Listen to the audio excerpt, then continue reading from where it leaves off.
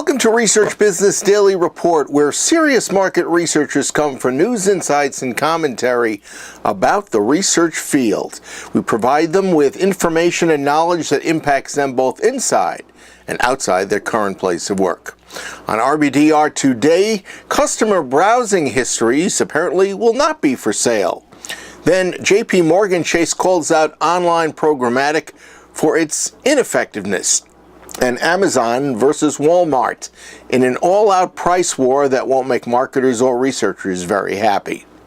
RBDR is sponsored today and this week by Symmetric Sampling, division of decision analysts providing sampling services to companies that place a very high value on representative samples, scientific sampling methods, and advanced fraud detection systems.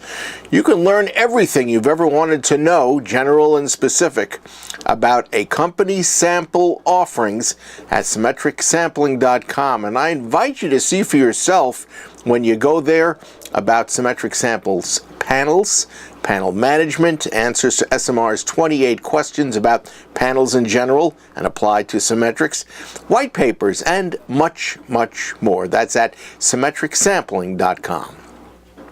We told you last week about the House and the Senate repealing FCC regulations that limited what broadband suppliers could do with their customers' data.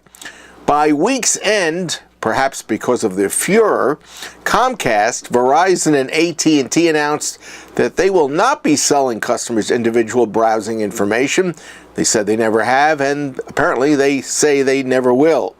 By the way, an individual had opened a website account to collect funds so that he could buy the histories of several senators and congressmen who were very gung-ho about the repeal. Next, JPMorgan Chase's CMO Kristen Lemkow told the New York Times that the bank had cut back on the number of websites serving its advertising programmatically, and then it saw little change in the cost of impressions or the visibility of those ads. In other words, there had been no deterioration in the bank's advertising performance. Now, all of this happened after news broke about advertisers pulling their advertising from YouTube because they were being positioned next to, in some cases, offensive content.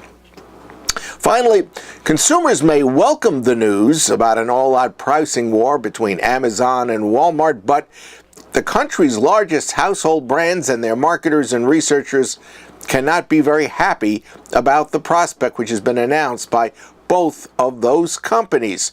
After all, if you've put a lot of time and attention to strategy into your marketing based on some research, and all of it goes poof because the only thing that's going to matter is price, well, that's not a very good situation.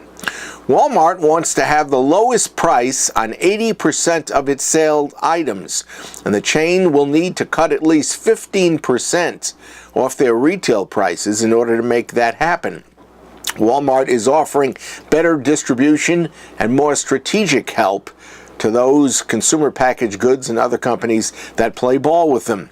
On the other side of the race to the bottom, Bloomberg reported that Amazon plans a 3-day meeting in May with several consumer packaged goods companies.